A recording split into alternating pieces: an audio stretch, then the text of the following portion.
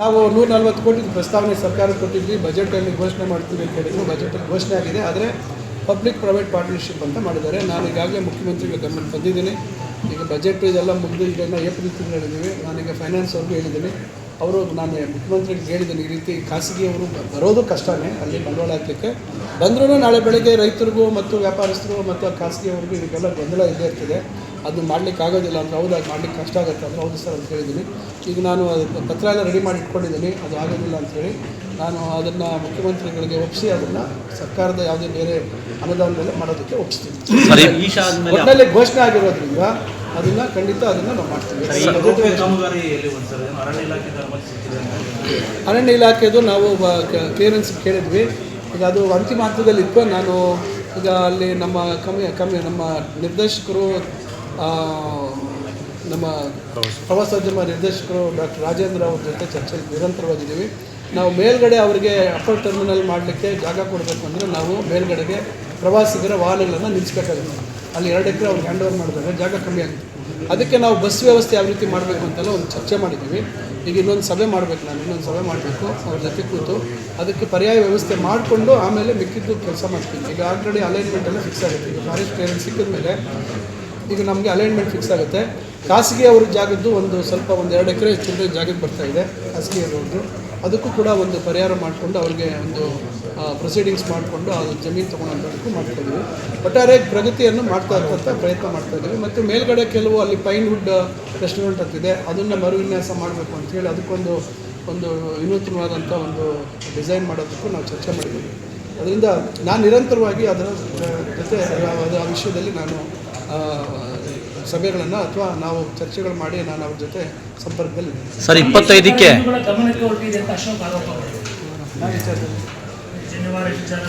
ಕೆಲವು ಕಡೆ ಜಿಲ್ಲೆಗಳೆಲ್ಲ ಪ್ರತಿಭಟನೆ ಮಾಡ್ತಾ ಇದ್ದಾರೆ, ಏನು ಸ್ಪಷ್ಟನೆ ಕೊಡ್ತೀರಾ ಸರ್? ಯಾವುದಕ್ಕೆ? ಅದೇ ಜನಿವಾರ ವಿಚಾರ. ನೋಡಿ, ಈಗ ರಾಜಕೀಯ ಪ್ರೇರಿತವಾದಂಥ ಪ್ರತಿಭಟನೆಗಳಿಗೆ ನಾನು ಉತ್ತರ ಕೊಡುವಂಥ ಅವಶ್ಯಕತೆ ಇಲ್ಲ. ಇಷ್ಟು ಕೀಳು ಮನಸ್ಥಿತಿ ಅವ್ರಿಗಿದೆ ಅಂತ ಹೇಳಿದ್ರೆ ನಾನು ಹೇಳೋಕ್ಕೆ, ಇಂಥ ಕೀಳು ಮನಸ್ಥಿತಿಗೆ ಯಾವ ರೀತಿ ರೀ ಸರ್ಕಾರದ ಏನು ಜವಾಬ್ದಾರಿ ರೀ?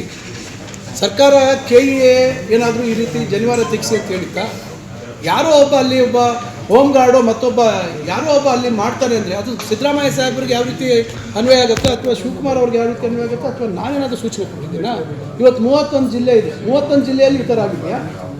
ಯಾರೋ ಒಬ್ಬ ವೈಯಕ್ತಿಕ ಯಾರೋ ಒಬ್ಬ ಅಂದರೆ ನೀವೇ ಯಾರೋ ಪತ್ರಕರ್ತರು ಯಾರೋ ಒಬ್ಬರು ಏನೋ ಒಂದು ತಪ್ಪು ಮಾಡಿಬಿಟ್ರೆ ಹಂಗಾರೆ ಎಲ್ಲ ಪತ್ರಕರ್ತರ ಸಮುದಾಯ ತಪ್ಪಾದರೆ ಹಂಗಾರೆ ನಿಮ್ಮೆಲ್ಲರ ಮೇಲೂ ನೀವೆಲ್ಲ ಸರಿ ಇಲ್ಲ ಅಂತ ಹೇಳೋಕ್ಕಾಗುತ್ತಾ?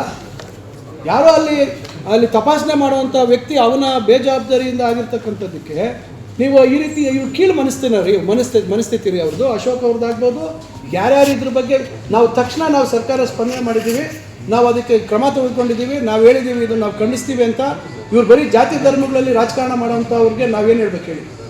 ಅವ್ರಿಗೆ ಇದು ಬಿಟ್ಟರೆ ಬೇರೆ ಬದುಕಿಲ್ಲ. ಅವ್ರಿಗೆ ಜನರಿಗೆ ಒಳ್ಳೆಯ ಸರ್ಕಾರ ಕೊಡಬೇಕು, ಜನರ ಬದುಕಿಗೆ ಬದಲಾವಣೆ ತರಬೇಕು ಅನ್ನೋಂಥದ್ದಿಲ್ಲ. ಕೇವಲ ಇಂಥ ಕಾರಣಗಳು ಇಟ್ಕೊಂಡು ಮಾಡೋವಂಥದ್ದು.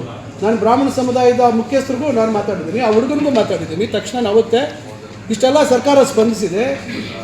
ಈಗ ಇವತ್ತು ಇದು ದೊಡ್ಡ ವ್ಯವಸ್ಥೆ, ಇದು ದೊಡ್ಡ ವ್ಯವಸ್ಥೆಯಲ್ಲಿ ಯಾರೊಬ್ಬ ಮೂಲೆಯಲ್ಲಿ ಯಾರೊಬ್ಬ ಅವನಿಗೆ ಬೇಜವಾಬ್ದಾರಿ ತಂದಿಂದ ಅವ್ನು ತಪ್ಪು ಮಾಡ್ತಾರೆ ಅಂದರೆ ಇಡೀ ಸರ್ಕಾರದ ಮೇಲೆ ಯಾಕೆ ಆಪಾದನೆ ಮಾಡಬೇಕು?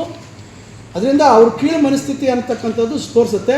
ಇನ್ನಾದರೂ ಈ ಚಿಲ್ಲರೆ ಈ ರಾಜಕಾರಣವನ್ನು ಬಿಡಬೇಕಾಗುತ್ತೆ ವಿರೋಧ ಪಕ್ಷದವ್ರು. ನಾನು ಬ್ರಾಹ್ಮಣ ಸಮುದಾಯದವ್ರಿಗೆ ಹೇಳಿದೆ, ನಿಮ್ಮ ಭಾವನೆಗಳ ಜೊತೆ ನಾವಿದ್ದೀವಿ, ನೀವು ಹೇಳ್ತಾ ಇರ್ತೀವಿ ವಿರೋಧ ವ್ಯಕ್ತಪಡಿಸ್ತಾ ಇರ್ತಕ್ಕಂಥದ್ರ ಬಗ್ಗೆ ನಮ್ಮದು ಯಾವುದೇ ತಕರಾರಿಲ್ಲ, ನೀವು ಸರಿಯಾದ ರೀತಿ ನೀವು ವಿರೋಧ ಮಾಡ್ತಾಯಿದ್ದೀರಾ, ನೀವು ಯಾರೇ ನಿಮ್ಮ ಜಾಗದಲ್ಲಿದ್ದರೂ ವಿರೋಧ ಮಾಡ್ತಕ್ಕಂಥದ್ದು ಸರಿ ಅಂತಕ್ಕಂಥ ಮಾತು ಅವತ್ತೇ ನಾನು ಭಾಳ ಸ್ಪಷ್ಟವಾಗಿ ಹೇಳಿದ್ದೀನಿ. ಸರ್ಕಾರ ಯಾವುದೇ ವ್ಯತಿರಿಕ್ತವಾದಂಥ ಮತ್ತೊಂದು ನಿಲುವನ್ನು ತೆಗೆದುಕೊಂಡಿಲ್ಲ. ನಾವು ಅವರ ಭಾವನೆಗಳಿಗೆ ಸಂಪೂರ್ಣ ಗೌರವ ಕೊಟ್ಟಿದ್ದೀವಿ. ನಾವು ಯಾವುದೇ ಜಾತಿ ಧರ್ಮ BJP ಅವ್ರ ಥರ ಬೇರೆ ಸಮಾಜ ಹೊಡಿತಕ್ಕಂಥ ನಿಲುವು ತಗೊಂಡಿಲ್ಲ. ಎಲ್ಲ ಜಾತಿ ಧರ್ಮದವರಿಗೆ ಅತಿ ಹೆಚ್ಚಿನ ಒಂದು ಗೌರವ ಕೊಡ್ತಕ್ಕಂಥ ರೀತಿಯಲ್ಲಿ ಅವರಿಗೆ ಅವರ ಭಾವನೆಗಳನ್ನು ಅದಕ್ಕೆ ಹೆಚ್ಚಿನ ಅದಕ್ಕೆ ಇದು ಕೊಡ್ತಕ್ಕಂಥ ರೀತಿಯಲ್ಲಿ ನಾವೇನೋದಕ್ಕೆ ಗೌರವ ಕೊಡ್ತಕ್ಕಂಥದ್ದನ್ನು ನಾವು ಮಾಡಿದ್ದೀವಿ. ವಿದ್ಯಾರ್ಥಿಗೆ ಪರೀಕ್ಷೆ ಕೊಡ್ತೀರಾ ಸರ್? ಉಚಿತವಾಗಿ ಸೀಟ್ ಕೊಡ್ತೀವಿ ಈಗ ಅದೇ ನಾನು ಈಗ ನಮ್ಮ ಈಶ್ವರ್ ಖಂಡ್ರೆ ಅವರಿಗೆ ಅಭಿನಂದನೆ ಸಲ್ಲಿಸ್ತೀನಿ. ಆದರೆ ಈಗ ಅವರು ಮ್ಯಾನೇಜ್ಮೆಂಟ್ ಸೀಟ್ ತೊಗೊಳೋದಕ್ಕೆ ಯಾವುದೇ ಅಭ್ಯಂತರ ಇಲ್ಲ. ಏನೋ CET ಬರೀದಿದ್ರು ಮ್ಯಾನೇಜ್ಮೆಂಟ್ ಸೀಟ್ ತೊಗೋಬೋದು, ಇಲ್ಲ ಅಂತಿಲ್ಲ.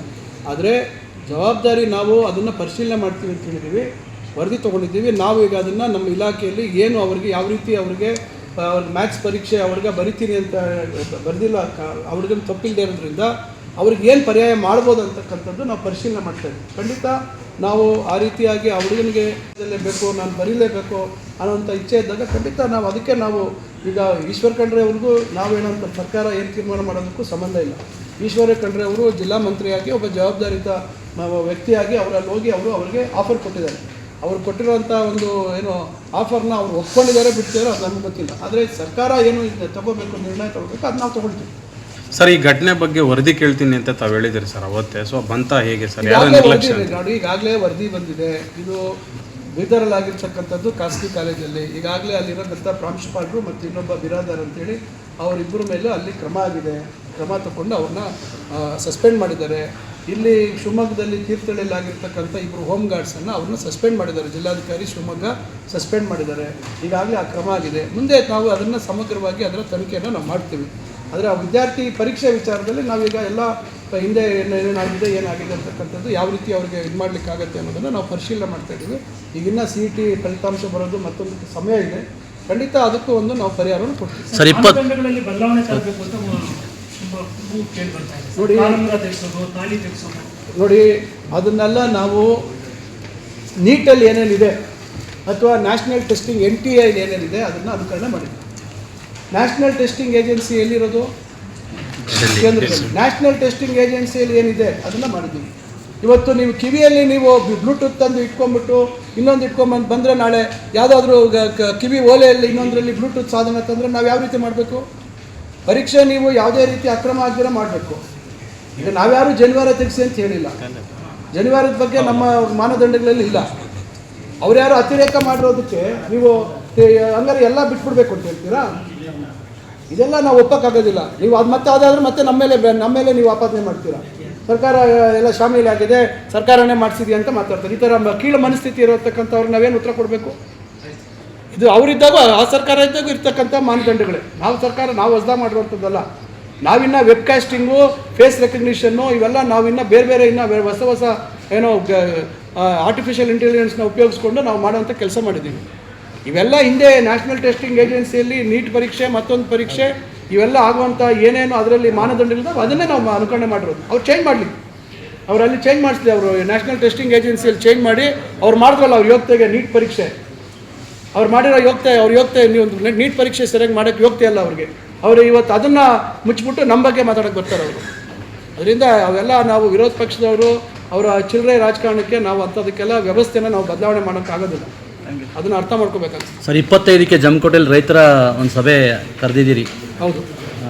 ಏನಾಗ್ಬೋದು ಸರ್? ಈಗ ಅಲ್ಲಿರುವಂತಕ್ಕಂಥ ಕೈಗಾರಿಕಾ ಪ್ರದೇಶದ ಬಗ್ಗೆ ಕೆಲವರು ರೈತ ಸಂಘದವರು ಅವರ ಅಭಿಪ್ರಾಯಗಳನ್ನು ಹೇಳಿದರು. ನಾನು ಅವಾಗ ಜಿಲ್ಲಾ ಮಂತ್ರಿಯಾಗಿ ಅಲ್ಲಿರ್ತಕ್ಕಂಥ ಯಾರು ರೈತರಿದ್ದಾರೆ, ಯಾರು ಭೂಮಿಯನ್ನು ಕಳ್ಕೊಳ್ತಾ ಇದ್ದಾರೆ, ಅವರ ರೈತರ ನೇರ ಅಭಿಪ್ರಾಯ ಪಡಿಬೇಕು. ಯಾಕೆಂದರೆ ಇವತ್ತು ಕೈಗಾರಿಕೆಗಳು ಆಗಬೇಕು, ರೈತರ ಅಭಿಪ್ರಾಯಗಳನ್ನು ನಾವು ಅವ್ರಿಗೂ ಅವರ ಏನು ಅಹವಾಲನ್ನು ಸ್ವೀಕಾರ ಮಾಡಬೇಕು. ಅವರ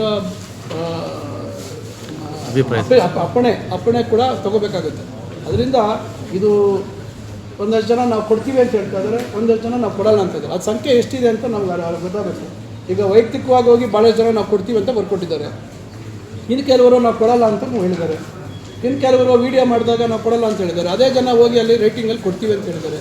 ಇದೆಲ್ಲ ಗೊಂದಲ ನಿವಾರಣೆ ಆಗಬೇಕಾದ್ರೆ ಅದಕ್ಕೆ ನಾನು ಹೇಳಿದೆ, ನೇರವಾಗಿ ಅಲ್ಲೇ ಬರ್ತೀನಿ. ಯಾರು ರೈತರದ್ದು ಪಾಣಿ ಇದೆ ಅವರೇ ಬರಬೇಕು, ಅವರ ಗುರ್ತಿನ ಚೀಟಿ ತರಬೇಕು, ಅವರೇ ಬಂದು ಅಲ್ಲಿ ಅವ್ರಿಗೆ ನೀವು ಒಪ್ಪಿಗೆ ಇದೆಯಾ ಇಲ್ವಾ ಅಷ್ಟೇ ಕೇಳೋದು.